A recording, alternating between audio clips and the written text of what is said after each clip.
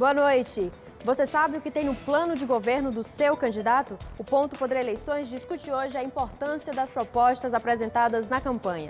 E às vésperas do segundo turno em Fortaleza e também em Caucaia, a gente tira dúvidas do eleitor para o dia da votação. O Ponto Poder Eleições está no ar.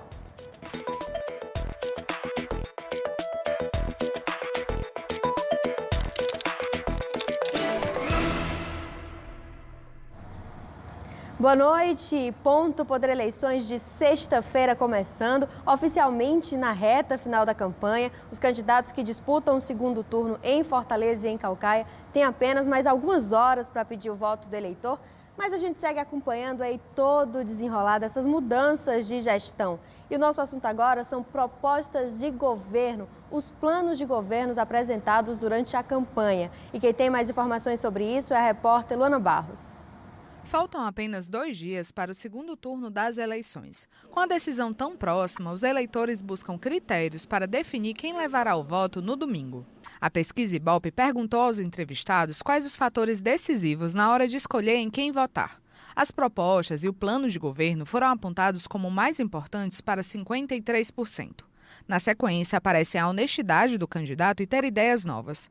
Para os eleitores, também é importante saber da história de vida e da trajetória política de quem está concorrendo.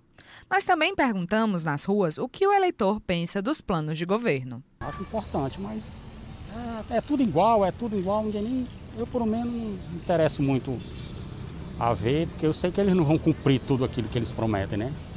Mas a gente procura sempre ver. Eu conheço algumas coisas, mas detalhadamente eu não estou muito seguro para lhe informar não, mas é bem conhecido já, viu? Está muito bem debatido, né?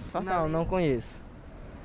Não conheço. O eleitor que quiser conferir as propostas dos candidatos pode acessar o Divulga Candi, plataforma virtual da Justiça Eleitoral. Aqui estão não apenas os planos de governo apresentados nestas eleições, como também em disputas anteriores. Estes documentos devem ter os detalhes de como o candidato pretende guiar uma futura gestão. O formato fica a critério de cada candidatura e pode inclusive sofrer modificações ao longo da campanha.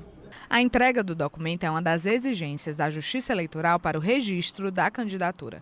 Sarto Nogueira, do PDT, apresentou um plano de governo com 5 páginas, dividido em valores centrais como geração de emprego e renda, inclusão social e redução das desigualdades. Capitão Wagner, do PROS, dividiu o plano de governo em 4 eixos. Nas 29 páginas do documento são detalhadas propostas para saúde, educação e desenvolvimento econômico, por exemplo. Esta professora da Universidade Federal do Ceará destaca que a principal forma de o plano de governo chegar ao eleitor é pela propaganda eleitoral. Eles são destrinchados, digamos assim, nos programas eleitorais, nas propostas, e é isso que chega muito para o eleitorado e isso que pode acionar para o eleitorado uma ideia de conhecimento desses planos, né? Ou seja, conhecer essas propostas daria para o eleitor a ideia de que eles conhecem os planos de governo dos candidatos e candidatas. Bom, você viu aí, a professora entrevistada falou sobre a importância da propaganda eleitoral na campanha e hoje foi o último dia de propaganda eleitoral no rádio e também na televisão. Reta final da campanha, amanhã é o último dia em que os 2 candidatos em Fortaleza e também em Caucaia podem fazer atos de campanha agora nas ruas, não mais em rádio e TV. E para falar sobre esse assunto, a gente recebe no Ponto Poder Eleições o repórter e colunista de política do Sistema Verdes Mares, Wagner Mendes. Boa noite, Wagner. Boa noite, William. Prazer estar por aqui. Wagner, hoje, último dia de campanha, de propaganda em rádio e televisão. No segundo turno, os 2 candidatos aqui em Fortaleza, Sarto Nogueira e Capitão Wagner, tinham o mesmo tempo de propaganda diariamente no rádio e na TV. Quais foram as últimas apostas dos 2 para tentar conquistar o eleitor? William, nessa sexta-feira, o candidato Capitão Wagner foi o primeiro a veicular a sua propaganda eleitoral. E aí ele tentou trazer uma retrospectiva da trajetória dele enquanto fortalezense, né? Aquele que se criou na periferia, ali no João 23, que estudou muito para concurso. Então ele tentou trazer essa imagem dele como fortalezense aí para os eleitores nesse momento da reta final. Ele também usou esses 5 minutos restantes para fazer propostas aí em relação à criação de emprego e renda. A Fortaleza, assim como todo o mundo está no meio de uma pandemia, então a questão dos empregos, houve uma queda muito forte de emprego, então ele aproveitou para fazer propostas aí de renda, para a criação de renda e também de emprego em Fortaleza. Ele trouxe também alguns apoiadores, alguns artistas, também lideranças religiosas, para pedir apoio para ele em vídeo também. Inclusive o senador Luiz Eduardo Girão, que foi um dos grandes apoiadores dele durante toda a campanha, gravou um vídeo pedindo apoio ao capitão Wagner. Ele também fez um pedido ao fortalezense de apoio a ele nessa reta final, com uma proposta de tentar transformar o projeto político que hoje governa Fortaleza. Na sequência, o candidato Sarto Nogueira fez uma aposta aí nesses últimos 5 minutos ao fortalezense, mantendo o que ele já vinha fazendo desde o início da campanha, apostando na parceria político-administrativa com o prefeito Roberto Cláudio. Ele diz que vai manter os projetos do prefeito e avançar em algumas demandas, inclusive na área da saúde, na criação de emprego. Trouxe uma mensagem do governador Camilo Santana, que foi o fator surpresa nesse segundo turno. O governador pediu apoio ao candidato Sarto Nogueira e também o candidato do PDT fez aí promessas também de criação de emprego e renda e também na área da saúde por conta da pandemia. E o candidato fez ali uma promessa de continuismo dos projetos aí do prefeito Roberto Cláudio e pedindo mais um voto de confiança para o fortalezense nesse último dia de campanha. Wagner, hoje foi o encerramento da propaganda gratuita no rádio e na TV, mas amanhã ainda é dia de campanha nas ruas, né? E o que a gente tem, assim, dessa expectativa dos candidatos, dessa última tentativa, dessas últimas horas de estarem perto do eleitor? O que é que tem programado? Jéssica, como não tem mais programa de TV, né, como não tem mais propaganda eleitoral, os candidatos eles vão para as ruas.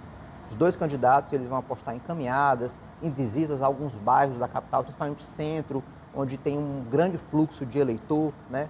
Apesar dessa pandemia, mas os candidatos eles procuraram durante esse segundo turno andar, principalmente o candidato Capitão Wagner, andar bastante em algumas comunidades, em alguns bairros da capital, e os dois candidatos, Sarto que ficou mais recluso na última semana, mas os dois candidatos têm ali uma estratégia muito similar nesse sábado, último dia de campanha, antes do domingo da votação, que é fazer caminhadas ali, o olho a olho com o eleitor. Parece ser esse momento mais importante nesse último dia, nessa véspera de eleição.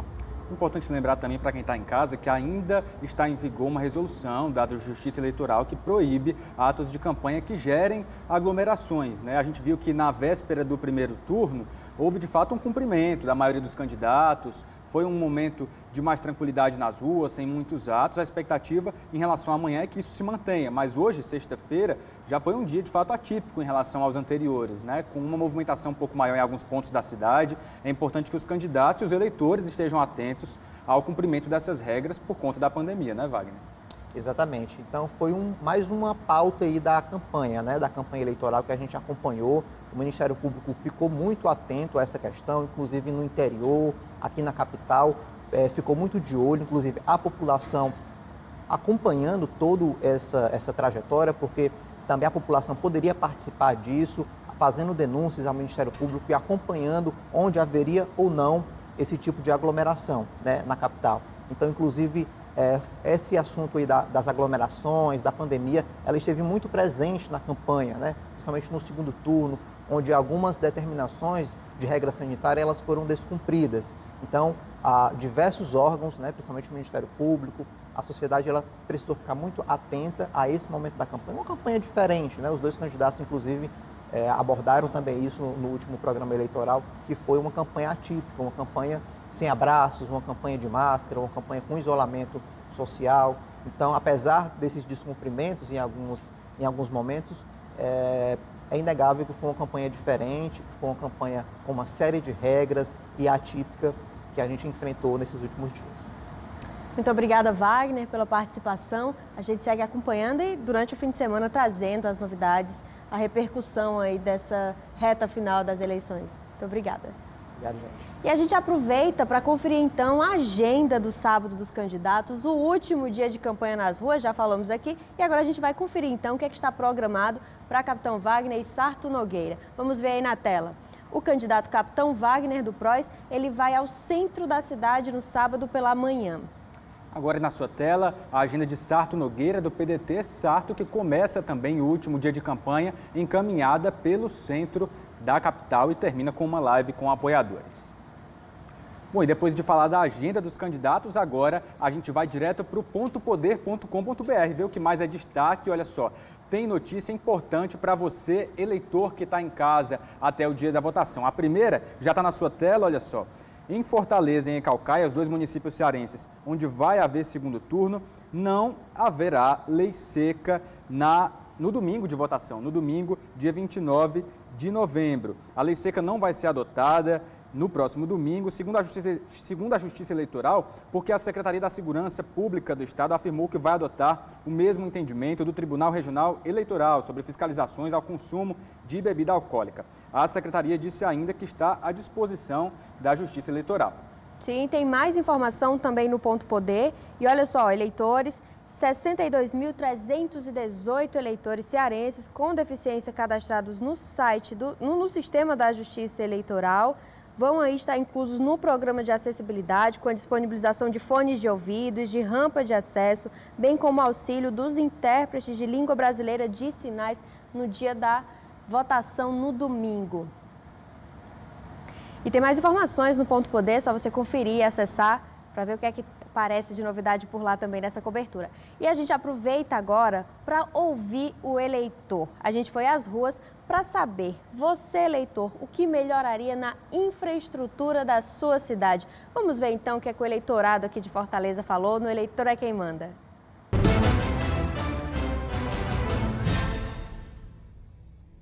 Precisa de mais manutenção das praças.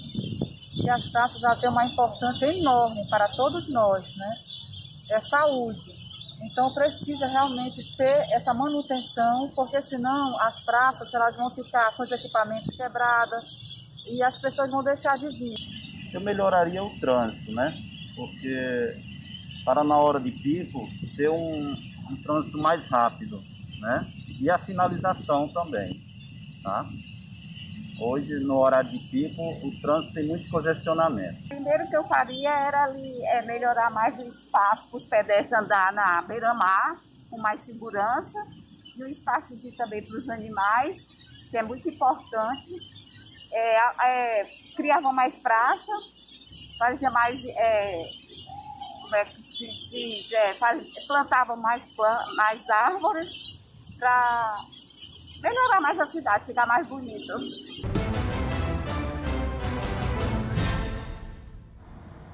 Tá aí, poucas horas de campanha ainda, mas é importante que os eleitos, independentemente de quem sejam, em Fortaleza e em Caucaia, ouçam aí o que o eleitor tem a dizer.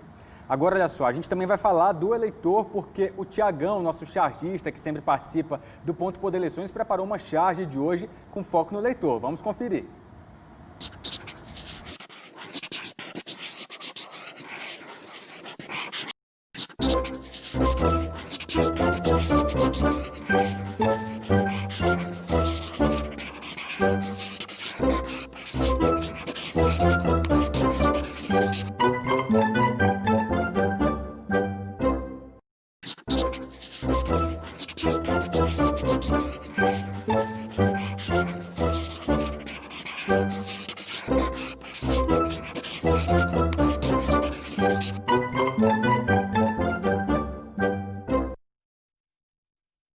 Eleitor, vamos então procurar esse título de eleitor, baixar o e-título, conferir pelo celular e, claro, fazer uma boa escolha, escolher bem, procurar o candidato que representa os seus anseios para a cidade. E a gente vai agora para um rápido intervalo, já já estamos de volta, não sai daí porque é coisa rápida.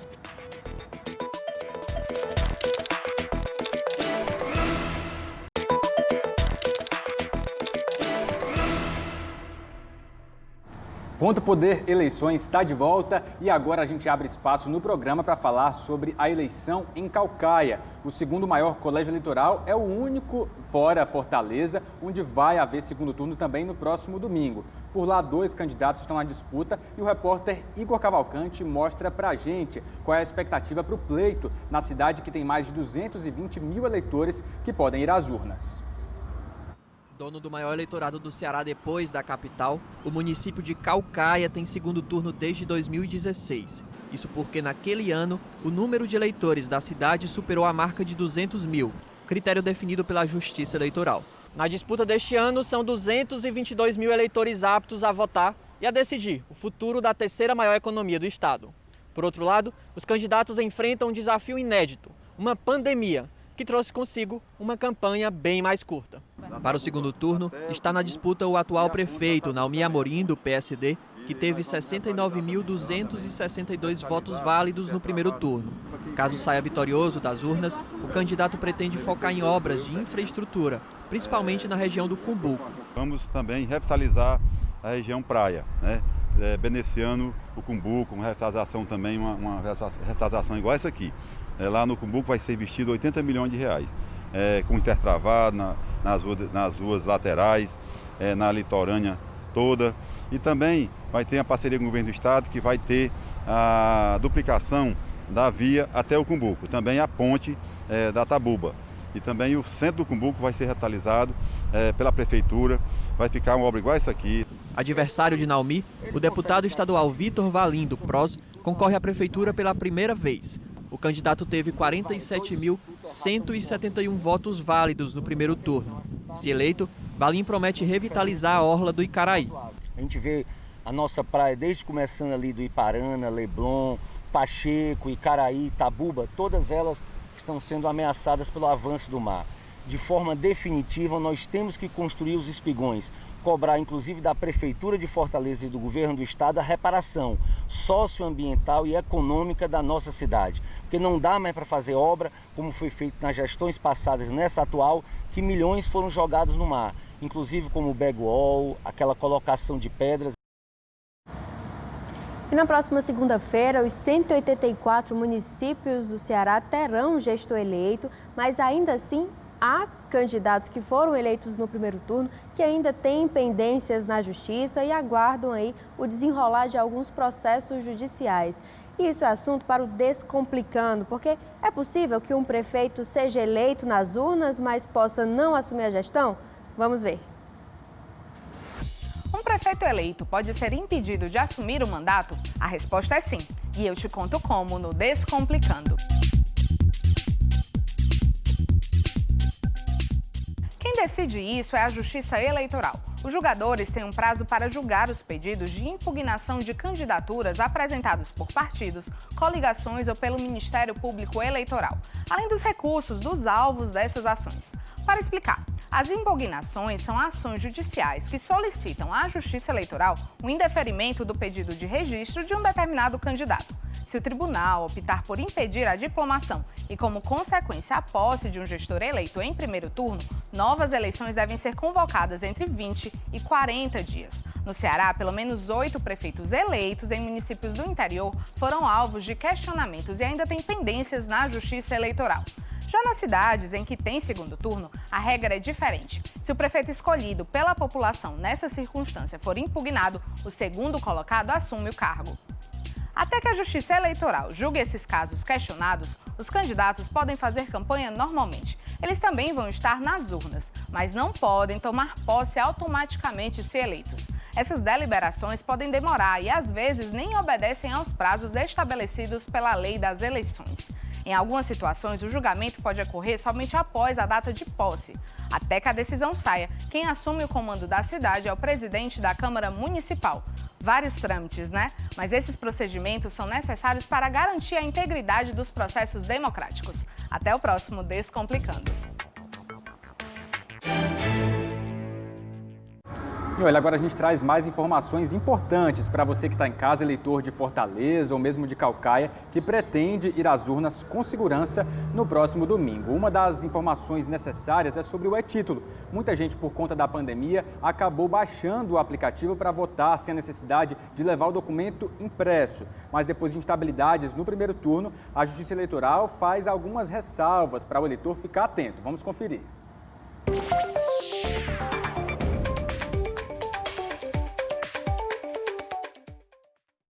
Em Fortaleza e em Caucaia, mais de 2 milhões de eleitores vão às urnas neste domingo.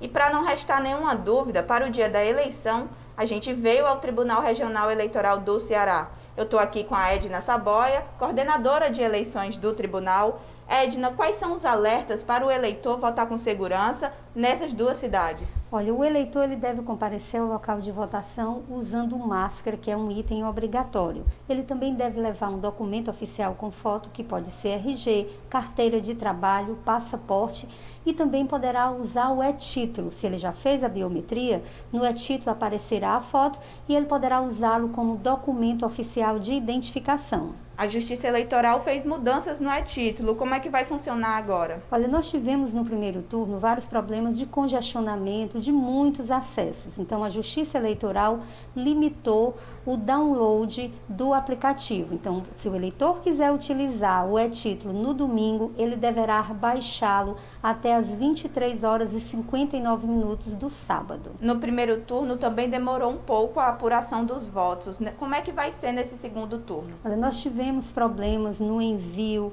e na transmissão dos dados e na totalização. Mas a Justiça Eleitoral já fez vários testes de transmissão, de totalização, para garantir à população cearense um resultado rápido. A gente espera que entre 20 e 21 horas a gente possa dar o resultado. Então é isso, fica a dica para o eleitor votar com segurança e tranquilidade nesse segundo turno.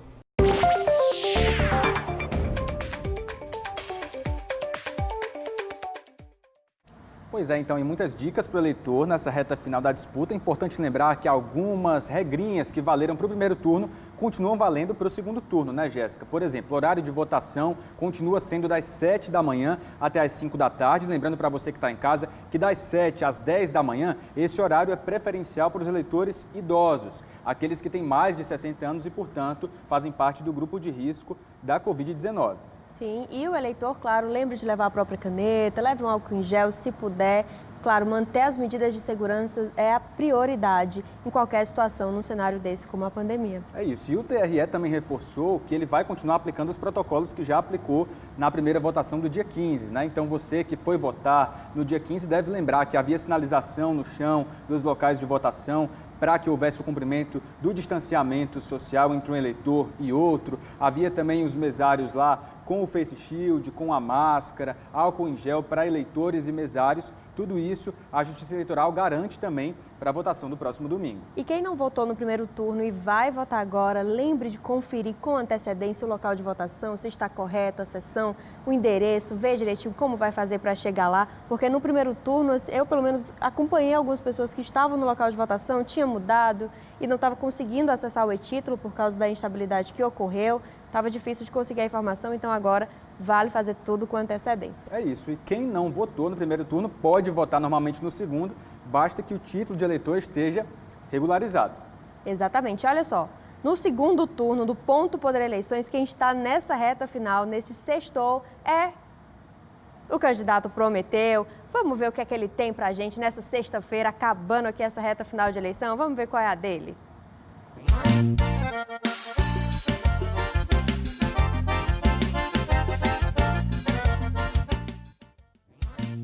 Na plataforma de governo do candidato Prometeu, qual é a proposta para os fabricantes de gelo? Eu quero dizer para os fabricantes de gelo que, se for eleito, o salário de vocês não serão congelados. Muito obrigado.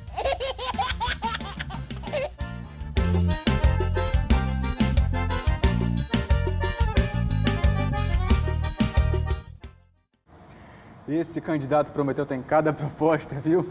Olha só, o programa de hoje vai ficando por aqui. O Ponto Poder Eleições dessa sexta-feira está acabando. Amanhã você continua acompanhando todas as informações sobre a campanha aqui em Fortaleza e em Caucaia no pontopoder.com.br. Fica um convite já para o domingo. Domingo, dia 29, dia de votação. A gente te espera a partir das 5 da tarde, ao vivo, trazendo a apuração em tempo real, os resultados, as repercussões com os eleitos, aqui na TV Diário, no canal do Ponto Poder no YouTube e também no site do Diário do Nordeste e na Verdinha também, na rádio também. Olha, vamos estar em vários lugares, você não pode perder. Vem acompanhar com a gente essa apuração, esse momento tão decisivo que a gente está aí acompanhando, esperando o resultado há semanas. O Ponto Poder vai ficando por aqui. Muito obrigada pela companhia. A gente te espera no domingo. Já fica o encontro marcado. E uma boa noite e até lá. Boa noite para você.